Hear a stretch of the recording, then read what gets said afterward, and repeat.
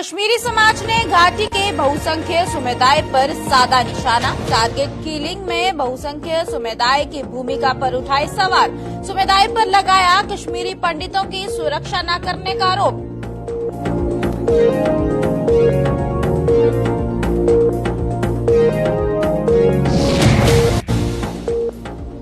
Chamber और Jammu bar association की हुई बैठक। प्रॉपर्टी टैक्स के मुद्दों को लेकर की गई चर्चा। जम्मू के मुद्दों को मिलकर लड़ने पर बनी सहमति।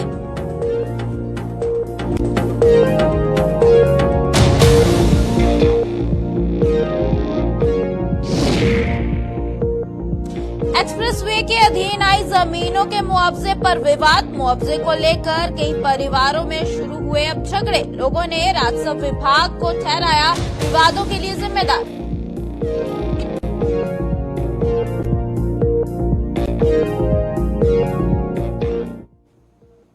नमस्कार, जम्मू कश्मीर का बुलेटिन देख रहे हैं आप और जम्मू स्टूडियो से मैं तंदीप कौर आपके साथ। चलिए शुरुआत करते हैं बुलेटिन की। यूथ ऑल इंडिया कश्मीरी समाज ने घाटी के बहुसंख्यक समुदाय पर निशाना साधा है। यूथ ऑल इंडिया कश्मीरी समाज ने घाटी में हो रही टारगेट किलिंग को लेकर बहुसंख्यक समुदाय की भूमिका पर सवाल उठाए हैं। जम्मू में आयोजित एक प्रेस कॉन्फ्रेंस के दौरान यूथ ऑल इंडिया कश्मीरी समाज के अध्यक्ष आर.के. भट्ट ने कहा कि दुनिया की किसी भी सरकार के लिए हर व्यक्ति को सुरक्षा उपलब्ध करवाना संभव है। उन्होंने कहा कि अल्पसंख्यक की सुरक्षा का दायित्व सरकार के साथ साथ बहुसंख्यक समुदाय का भी बनता है, लेकिन कश्मीर घाटी का बहुसंख्यक समुदाय कश्मीरी पंडितों की सुरक्षा देने में असफल सिद्ध हुई है। और वहीं पर उन्होंने ये भी कहा कि अगर घाटी के बहुसंख्यक समुदाय के राजनीतिक दलों के नेताओं, धार्मिक गुरुओं के साथ साथ आम लोगों में अगर कश्मीरी पंडितों के लिए दर्द है तो उन्हें आतंकवाद के विरुद्ध आवाज उठानी चाहिए। बहुत जरूरी। आप देख रहे हैं कश्मीर में सिलेक्टेड किलिंग्स का सिलसिला जारी है और अभी भी सिलेक्टेड किलिंग्स हो रही है। अगर 32 साल के बाद कश्मीरी पंडित ने दोबारा इनिशिएटिव किया कि हम वापस जाएंगे, वहां पे बसेंगे और देश में, वर्ल्ड में जो हमारे मोदी जी की एक बहुत बड़ी लीडरशिप चल रही है, अगर इस समय भी किसी माइनॉरिटी को वहां पे किल किया जा रहा है, यह अपने आप में एक बहुत बड़ा सवाल पैदा करता है। आज मैं उन लोगों को इस किलिंग का जिम्मेदार मानता हूं जो मेजॉरिटी कम्युनिटी कश्मीर की है, जिनका दायित्व बनता है कि वह माइनॉरिटी कम्युनिटी को प्रोटेक्ट करे। कोई भी वर्ल्ड में ऐसी गवर्नमेंट नहीं हो सकती है जो एक एक इंडिविजुअल को प्रोटेक्ट करे। मेजॉरिटी कम्युनिटी का दायित्व बनता है। कश्मीरी पंडित को ये ब्लेम करते थे कि आपको जगमोहन ने निकाला। आज तो जगमोहन जी वहां पे नहीं है। आज अगर आपका आप देखिए पूरे वर्ल्ड में आप एक्सपोज हो चुके हैं कि लोग आपके ऊपर उंगलियां उठाते हैं कि आप मेजॉरिटी कम्युनिटी होके भी माइनॉरिटी को प्रोटेक्ट नहीं कर पाए। लिहाजा लिप सिंपैथी से आप काम चलने वाला नहीं है। पॉलिटिकल लीडर्स, सिविक लीडर्स और रिलीजियस प्रीचर जितने भी कश्मीर में हैं, अगर वाकई आपके अंदर कश्मीरी पंडित का दर्द है, आप बाहर आइए, खुल के पाकिस्तान स्पॉन्सर्ड टेररिज्म को कंडेम करिए, पाकिस्तान के खिलाफ बोलिए और पाकिस्तान के सिंपैथाइजर्स जो कश्मीर वैली में पनप रहे हैं, आप उनके खिलाफ कहिए। जब तक मेजॉरिटी कम्युनिटी सीरियस इस मामले में नहीं होगी कि हम माइनॉरिटी को कैसे प्रोटेक्ट करेंगे, मुझे नहीं लगता तब तक इस सिलसिले पर हम कोई विराम दे सकते हैं। कश्मीरी पंडित की वापसी की बात करती है, जिसको हम हर बार वेलकम करते हैं और हम चाहते हैं कि कश्मीरी पंडित जल्द से जल्द कश्मीर वाली में वापस बसे। लेकिन एक मेरी राय है कि आप एक एपेक्स कमेटी का गठन करिए जिसकी अध्यक्षता स्वयं गृह मंत्री करे। हम आपको सुझाव देंगे कि किस किस्म का रिटर्न होना चाहिए, जैसे हर एक कश्मीरी पंडित कम्युनिटी के हर एक इंसान को हम एड्रेस करें। एक कंप्रहेंसिव रिहैबिलिटेशन पैकेज होनी चाहिए।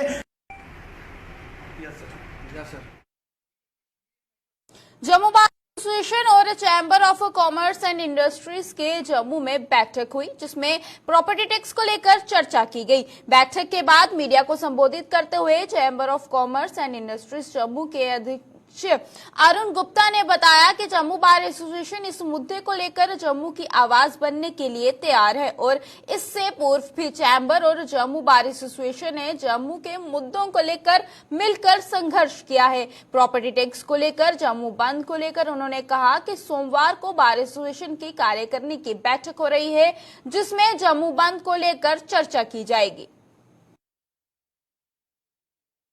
आज का जो वर्निंग इशू है उसके ऊपर हमारी चर्चा थी और हमने हमेशा जो है जम्मू के इश्यूज हैं उनको लेकर के बार ने, चैम्बर ने, ट्रांसपोर्टर्स ने हमेशा जॉइंटली फाइट किया है और वही बातचीत यहाँ पर हुई है और उनकी तरफ से अश्योर किया गया है कि हम लोग जो है जम्मू के इशू को लेकर के बिल्कुल चैम्बर, बार और हम कोशिश करेंगे कि ट्रांसपोर्टर्स भी हमारे साथ आएँ और जम्मू के साथ हम लोग खड़े हैं। सोमवार को उनकी बार एसोसिएशन की मीटिंग रहेगी और उसमें वैसे तो उन्होंने आज ही हमें अश्योर कर दिया है कि इस इशू को लेकर के हम लोग जो हैं वो जम्मू की आवाज़ बनने के लिए तैयार बैठे हैं, लेकिन फिर भी हम लोग जो हैं फाइनली एक जिस तरह से एक रहता है, रिवायत रहती है, तो नई बॉडी बनी है तो सोमवार को इनकी वर्किंग कमेटी की मीटिंग रहेगी और उसमें खुल करके इस बात को लेकर के चर्चा होगी। दिल्ली अमृतसर कटरा एक्सप्रेसवे के अधीन आई जमीनों को मुआवजे को लेकर बड़ा विवाद सामने आया है। मुआवजे को लेकर कई परिवार बिखर गए हैं और परिवार के सदस्य एक दूसरे से झगड़ रहे हैं। लोगों का आरोप है कि ये विवाद राजस्व विभाग द्वारा मुआवजे की सही आवंटन न करने के कारण शुरू हुआ है। लोगों ने राजस्व विभाग के मुआवजे प्रक्रिया पर सवाल उठाए हैं। लोगों का आरोप है कि इस तरह से राजस्व विभाग ने जमीनों के मुआवजे का वितरण किया है, उससे हर घर में भाई भाई में मुआवजे के पैसे को लेकर झगड़े शुरू हो गए हैं। बाकी सरकार ने भी बड़ी बेईमानी की है, साड़ी जमीन छीन ले तो पैसा सानू कोई नहीं मिलिया है, कोई पैसा नहीं मिलिया सानू है। बोलते पैसे देगे तो कुछ नहीं सानू मिलिया, नहीं साड़ी कोई सुना था। किश साड़ी 10 फुट ज्यादा भी जमीन ली, ओदी भी नहीं कोई ने सुनी ते नहीं कोई नापी आनी है।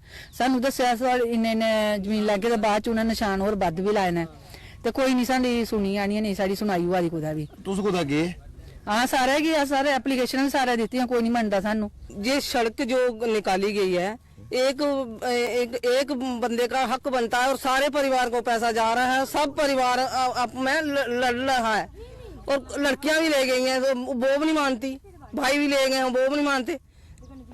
जब जमीन का बंटवारा हो गया था तो एक ही को मिलने चाहिए ना। अच्छा, सारे परिवार को मिल जाएंगे तो फिर लड़ाई नहीं पड़ेगी। डीसी साहब ने ये तो गलत बहुत किया है। जिसकी 29 साल से गुरदौरी चल रही है, 29 साल से वो अपने कब्जे में रखी है ये जमीन, तो फिर क्यों जाए उधर उधर को। ਅਸੀਂ ਪਰੇਸ਼ਾਨੀ ਕੀ ਹੈ ਵੀ ਸਾਡੇ ਪਿਓ ਨੇ ਜ਼ਮੀਨ ਮੁੱਲ ਲਈ ਸੀ 6 ਕਨਾਲ। ਅੱਛਾ, ਉਹਦੇ ਵਿੱਚ 13 ਮਰਲੇ ਜਗ੍ਹਾ ਛਿੜਕਾ ਜਾਈ। ਅੱਛਾ, ਇੱਕੇ ਭਰਾ ਕੀ ਪੈਸੇ ਦਿੱਤੇ, ਨਾ ਸਾਡੀ ਭੈਣ ਦਾ ਨਾਂ, ਨਾ ਨੋੜੇ ਸਾਡੇ ਭਰਾਵਾਂ ਦਾ ਨਾਂ ਤੇ ਨਾ ਅਸੀਂ ਪੈਸੇ ਹੋਏ, ਇੱਕੇ ਜਣੇ ਕੀ ਪੈਸੇ ਹੋਏ। ਮੁੱਲੇ ਲਈ ਦੀ ਜ਼ਮੀਨ ਆ ਸਾਡੇ ਪਿਓ ਨੇ, ਤੇ ਉਹ ਵੀ ਸਾਰੇ ਥੋਣੇ ਉਹ ਸਾਰੇ ਥੋਣੇ ਇਹਨੇ ਸਰਕਾਰ ਨੇ ਇੱਕੇ ਜਣੇ ਕੀ ਪੈਸੇ ਦੇ ਜਿਹੜੇ ਸਾਰਾ ਇੰਤਕਾਲ ਹਰ ਚੜੇ ਦਾ ਹੋਣਾ ਹਾਂ ਪਿਓ ਦਾ ਇੰਤਕਾਲ ਚੜੇ ਦਾ ਤੇ 3 ਭਰਾ ਆਸ ਇੱਕ ਭੈਣ ਹੈ, ਇੱਕੇ ਭਰਾਉ ਵੀ ਪੈਸੇ ਦੇਈ ਜਿਹੜੇ ਨੇ 32 ਲੱਖ ਰੁਪਇਆ।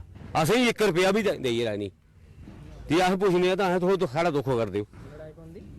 ਨਹੀਂ ਮੁੱਲੇ ਲਈ ਜ਼ਮੀਨ ਦਾਦੇ ਦੀ ਵੀ ਨਹੀਂ ਹੈ, ਮੁੱਲੇ ਲਈ ਜ਼ਮੀਨ ਅੱਜ ਤੱਕ ਕੋਈ ਸਰਕਾਰ ਕਰੀ ਕੱਖ ਨਹੀਂ ਆਈ। ਇਹਦੇ ਇਹ ਘਰ ਕਰ ਗਿਆ ਕੁਦੀ ਮਿਲੀ ਭਗਤ ਸਮਝਦੇ ਹੋ ਤੁਸੀਂ? ਇਹ ਪਟਵਾਰੀ ਦੇ ਤਹਿਸੀਲਦਾਰ ਦੇ ਡੀਸੀ ਦੀ ਮਿਲੀ ਭਗਤ ਹੈ। ਅੱਛਾ, ਸਾਡਾ ਇੰਤਕਾਲ ਚੜੇ ਦਾ ਸਾਡਾ ਨਾਮ ਉਹਦੇ ਚ ਨਹੀਂ, ਇੱਕ ਜਗ੍ਹਾ 10 ਪੈਸੇ ਪਾਏ ਦੇ, ਇੱਕ ਜਗ੍ਹਾ ਇੱਕ ਜਣੇ ਕੀ ਪੈਸੇ ਪਾਏ ਦੇ। इंसाफ कोई है या तो देखो पुराना रिकॉर्ड तब भी ठीक है, एक जने की पुराने रिकॉर्ड वो पैसे दी एक जने की नवे पैसे दे इन्हें 40 जने का नाम पाए इंदी जमीन च साढ़े वाली जी एक दा पाए। जो उन्होंने हमारे खेतों की पैमाइश की, जमीन की मतलब पैमाइश के मतलब जितनी पैमाइश थी वो नीचे की साइड से या ऊपर की साइड से जो जमीन ली थी, लेकिन इन्होंने उसको आगे बढ़ाकर पैसे वो वाले भी नहीं डाले, पैसे डाले इन्होंने खेतों के हिसाब से। लेकिन जब पहले तो डीसी की जिम्मेवारी बनती थी, डीसी साहब की, कि गांव में आए, पंच सरपंच को बिठाएं कि कब्जे का जो घर की, मतलब जैसे मेरे दूसरे भाई जी हैं या तीसरे जी हैं, पैसे किसी के खाते में और जमीन किसी की जा रही है, वो कोई अपने अकाउंट से पैसे देता? डीसी साहब तो उधर बैठ गए हैं ऑफिस में। अब लोगों से निपटना, मतलब पूरे गाँव में इन्होंने लड़ाइयाँ लगवा दी हैं।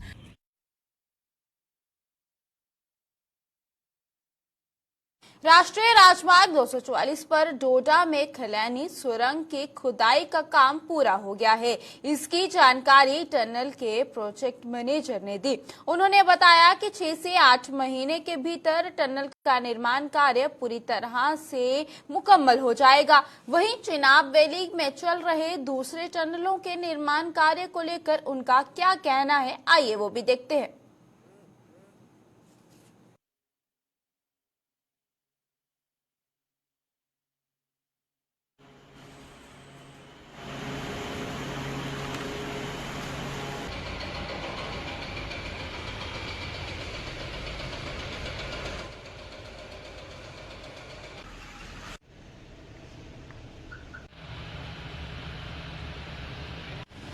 ट्यूब 1 जो है हमारी थ्रू हो चुकी है और अब उस पे जो है लाइनिंग का काम चालू होने जा रहा है जी। और विद इन 20-30 डेज जो है उसका लाइनिंग का काम चालू हो जाएगा।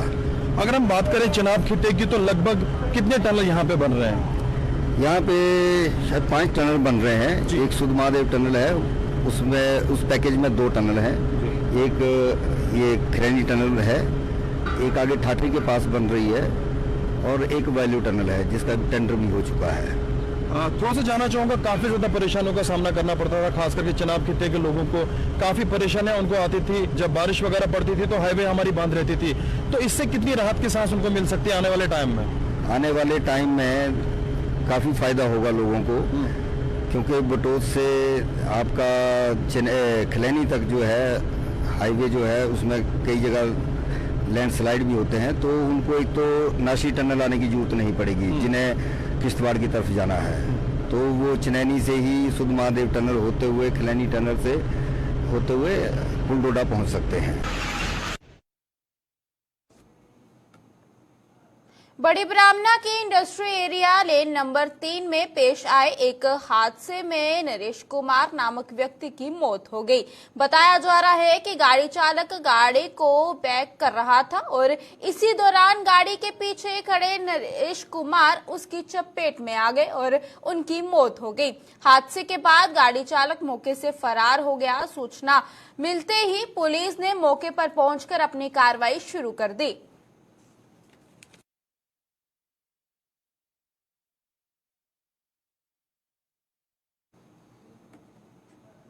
जम्मू में मशरूम उत्पादन को बढ़ावा देने के लिए जम्मू कश्मीर का कृषि विभाग लगातार प्रयास कर रहा है। किसानों को बढ़िया मशरूम का बीज उपलब्ध करने के लिए जम्मू में तालाब तिलों में स्थित स्पॉन प्रोडक्शन लैब लगातार प्रयास कर रही है। वहीं पर स्पॉन प्रोडक्शन लैब ने मशरूम के अलग अलग किस्मों के 100 क्विंटल स्पॉन का उत्पादन जो है वो किया है और वहीं पर किसानों में वितरित भी किया। इसकी जानकारी कृषि विभाग ने निर्देशक के शर्मा ने दी। हम दे रहे हैं। इसी के साथ साथ जो हमारा ढींगरी मशरूम है, जो सबसे आसान उगाने वाली मशरूम है, जेंडर फ्रेंडली है और जो हमारी महिला शक्ति है वो इसको आसानी से अपने घर में उगा सकती है। 20 दिन में इसकी फसल आ जाती है और 40 दिन का साइकिल होता है। अच्छी इसकी कास्ट ऑफ कल्टीवेशन बहुत कम है, इसकी टेक्नोलॉजी बहुत आसान है और ये हम बड़े पैमाने पर ऐड करेंगे, इसको कर रहे हैं। इसमें हमने 2 नई स्ट्रेन जो हैं, एक पिंक और एक येलो, वो भी लाई है। उनका भी सक्सेसफुल है, वो भी किसानों को नई स्ट्रेन का बीज दे रहे हैं। तीसरे नंबर पे जो हमने शिटाकी मशरूम ऐड की है, जिसको लेंटिनुला बोलते हैं, ये मेडिसिनल मशरूम है और इसकी जो इंटरनेशनल मार्केट में, नेशनल मार्केट में बहुत वैल्यू है। ये फ्रेश मशरूम जो है 1500 रुपये किलो है। अगर हम इसको सुखा के बेचेंगे तो ये 15,000 केजी के हिसाब से बिकती है। इसलिए इसको पोस्ट हार्वेस्ट मैनेजमेंट में भी कोई दिक्कत नहीं है। इसको हम फ्रेश खा सकते हैं, इसका पाउडर बना के खा सकते हैं, इसका सूप बनता है और इसकी दवाइयाँ बनती हैं। राहुल शर्मा जी।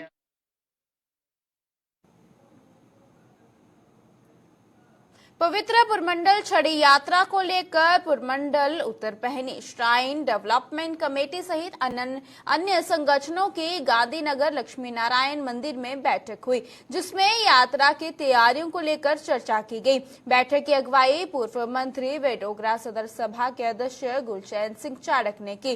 बैठक के बाद मीडिया को संबोधित करते हुए गुलचैन सिंह चाड़क ने कहा कि 19 मार्च को जम्मू के प्राचीन रणबीरेश्वर मंदिर में पूजा अर्चना होगी और 20 मार्च को पवित्र छड़ी पुरमंडल के लिए रवाना होगी। उन्होंने बताया कि छड़ी यात्रा के मार्ग पर स्थित तमाम मंदिरों के पुजारी इस पवित्र छड़ी का स्वागत करेंगे। आज पत्रकार बंधुओं, आज जो मीटिंग है इसमें सारे इलाके के सब संस्थाओं के लोग, चाहे वो धार्मिक हों चाहे सामाजिक हों, वो शामिल हुए हैं। छड़ी यात्रा जो आज 29 साल पहले पुरमंडल श्राइन, जिनको अब छोटा काशी कहते हैं, उसके लिए जम्मू से शुरू हुई थी, उसका सारा इंतजाम करने के लिए आज हमने कई फैसले किए हैं। एक तो ये है कि ये छड़ी यात्रा 20 मार्च को चैत्र चतुर्दशी के दिन रणबीरेश्वर मंदिर 19 को पूजा होगी और 20 को यहाँ पूजा होगी और यहाँ से प्रस्थान करेगी पुरमंडल की ओर। और रास्ते में जितने हमारे मंदिर हैं, चाहे वो महादेव मंदिर हैं शास्त्री नगर, चाहे वो यहाँ त्रिपुरा नगर के शिव मंदिर, राम मंदिर शास्त्री नगर, और इस तरीके से दुर्गा मंदिर शास्त्री नगर, जितने भी हमारे रास्ते में मंदिर हैं उनकी कमेटियाँ और उनके पुजारीगण वो इसका स्वागत करते हैं। और राजेश इधर होना। जम्मू में दूध का उत्पादन बढ़ाने के उद्देश्य से Jammu Kashmir dairy farm association द्वारा पशु मेले का आयोजन किया जा रहा है। जम्मू के बेलीचराना में आयोजित ये मेले 2 दिन तक चलेगा, जिसकी जानकारी आज जम्मू में आयोजित एक प्रेस कॉन्फ्रेंस के दौरान Jammu Kashmir dairy farm association के प्रधान कुलभूषण खजूरिया ने दी। उन्होंने कहा कि 10 मार्च से शुरू होने वाले इस पशु मेले में बढ़िया नस्ल की दुधारू पशु की प्रदर्शनी लगाई जाएगी ताकि किसान बढ़िया नस्ल के पशु खरीद सकें। उन्होंने कहा कि एसोसिएशन का उद्देश्य जम्मू में पेश आ रही दूध की कमी को दूर करना है। उन्होंने कहा कि अगर सब कुछ ठीक रहा तो आने वाले समय में जम्मू की दूध की कमी को पूरा करने के साथ साथ दूध को बाहरी राज्यों में भी नियंत्रण किया जाएगा। Jammu Kashmir dairy farmer association जो है वो एक पशु मेला, कैटल शो, बिगेस्ट और जम्मू कश्मीर यूटी में इतिहास में पहली बार जो होने जा रहा है वो वेलीचराना जो कैटल फार्म है एनिमल हस्बेंड्री का, वहां से हमने उनकी जगह ली है और उनकी बेट सपोर्ट भी हमें रहेगी एनिमल हस्बेंड्री वालों की। यहाँ मैंने पहले भी बताया कि 35 लीटर वाली गाय जो है वो वहां पे उसके ऊपर रेंज की जो 35 एंड अबव जो मिल्किंग वाली गाय होगी वो आएगी। और कैटेगरी डिफरेंट कैटेगरीज हैं हमारी, जो 5 किस्म के अवार्ड होंगे। भैंस का भी अवार्ड होगा, जर्सी गाय का होगा, हीफर का होगा, 2 दांत का होगा। 10 तारीख और 11 तारीख को 2 दिन का ये पशु मेला बहुत बड़ा बिग मेला होगा, जिसमें हम आपके माध्यम से एक संदेश पहुंचाना चाहते हैं कि जम्मू कश्मीर के जितने भी मिल्क प्रोड्यूसर हैं वो आके देखें और उनको एक इंकरेजमेंट मिलेगी और वही सोचेंगे कि बड़े बड़े फार्म बनाने की स्कीम सोचेंगे। और जम्मू में हम दूध का जो डेफिसिट था हम सफिशिएंट की ओर बढ़ेंगे और सरप्लस के बाद हम एक्सपोर्ट करेंगे दूसरी स्टेटों में। ये हमारा सपना है हमारी Jammu Kashmir dairy farmer association का। किसानों की आमदनी को दोगुना करने और उन्हें कृषि संबंधित नई जानकारियां देने के संबंध में आज कृषि विभाग की ओर से टीम की एक गाड़ी को रवाना किया गया, जो गांव-गांव जाकर किसानों को सस्ते दामों पर बीज उपलब्ध करवाएगी। इस मौके पर chief agriculture officer Kathua Sanjeev Rai पर गाड़ी को रवाना किया और उन्होंने इस बारे में पूरी जानकारी भी दी।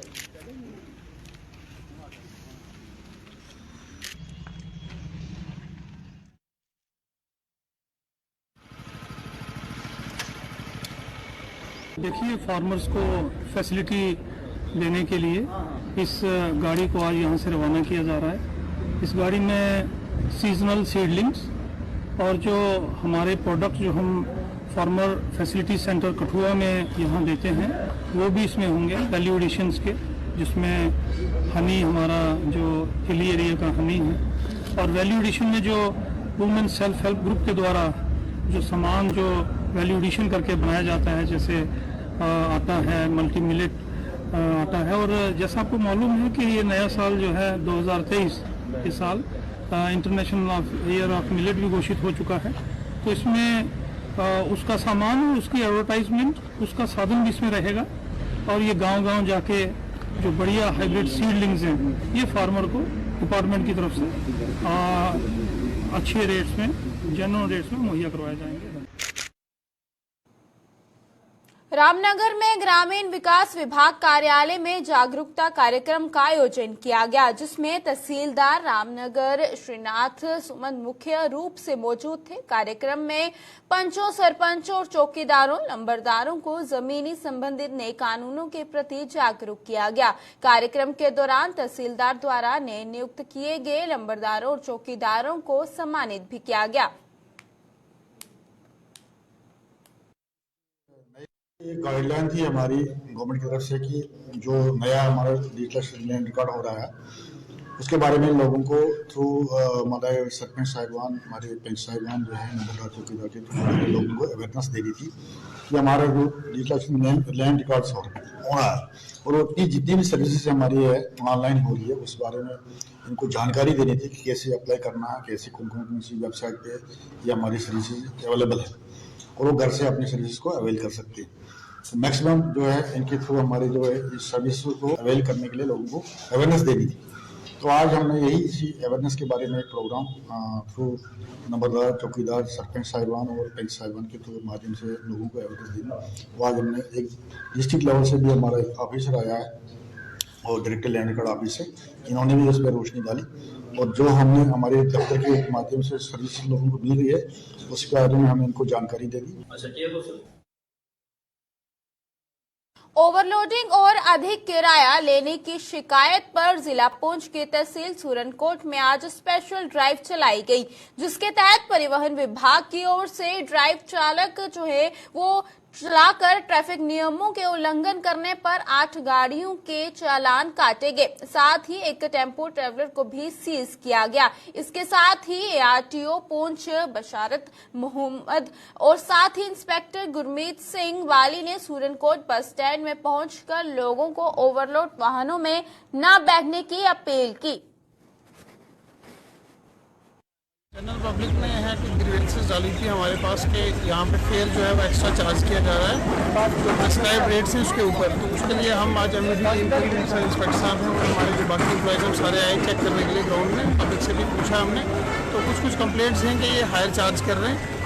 हमने ड्राइवर हजरात जितने भी हैं यहाँ से उनको मैं ये रिक्वेस्ट करता हूँ कि जो फेयर्स जो है ट्रांसपोर्ट कमिश्नर की साइड से देख लें आप, जो भी फेयर्स हैं उसी के हिसाब से चार्ज करें। जो भी हायर चार्ज करेगा और पकड़ा जाएगा उसका रूट परमिट हम सस्पेंड कर दें। आप देख रहे हैं कि इन्फोर्समेंट ड्राइव जो है वो यूटी में, हमारे यूटी के डिफरेंट डिस्ट्रिक्ट्स में चल रही हैं। डेली आप पढ़ते हैं आज 6 लाइसेंस सस्पेंड हो गए, 3 परमिट सस्पेंड हो गए। तो ये ड्राइव कंटिन्यू रहेगी। जो भी फेयर को एक्स्ट्रा चार्ज करेगा उसका रूट परमिट हम सस्पेंड करेंगे विद प्रेयर नोटिस। हम उस पर एक नोटिस देंगे, उसका रूट परमिट सस्पेंड करेंगे। तो जहाँ तक ये ओवरलोडिंग का मामला है, देखिए जितने सवारियाँ पास हैं, जैसे ऑटो है इसमें 7-8 जो भी पास हैं, उसके ऊपर जो भी सवारी बिठाता है उसका ड्राइविंग लाइसेंस हम 6 मंथ्स के लिए सस्पेंड कर देंगे।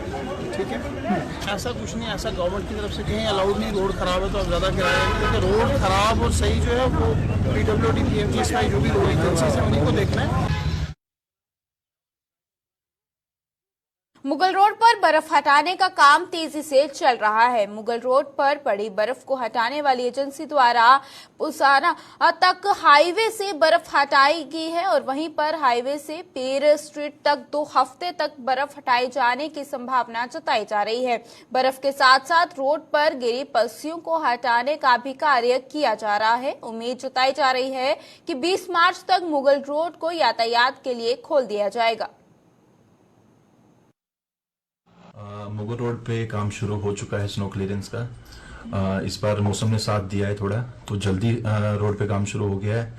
आज मशीनरी जो है 28 किलोमीटर आर्मी कैंप पुशाना तक पहुंच चुकी है, वहां तक रोड क्लियर है। तो वहां से ऊपर कल काम शुरू होगा।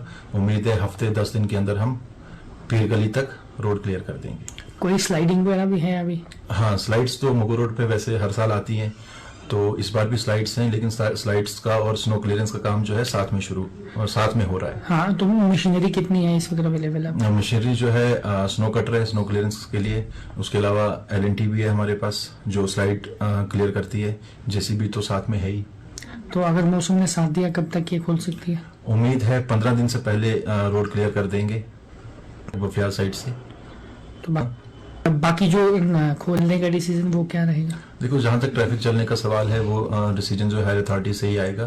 फिलहाल हम रोड क्लियर कर लेते हैं, उसके बाद कंडीशन देखते हैं, कहीं स्लाइड्स और फिर और तो नहीं आती हैं, तो अगर रोड ठीक रही तो बाकी डिसीजन जो है हायर अथॉरिटीज ही लेंगे। जम्मू कश्मीर के इस बुलेटिन में फिलहाल इतना ही। इसी के साथ मुझे दीजिएगा इजाजत। नमस्कार।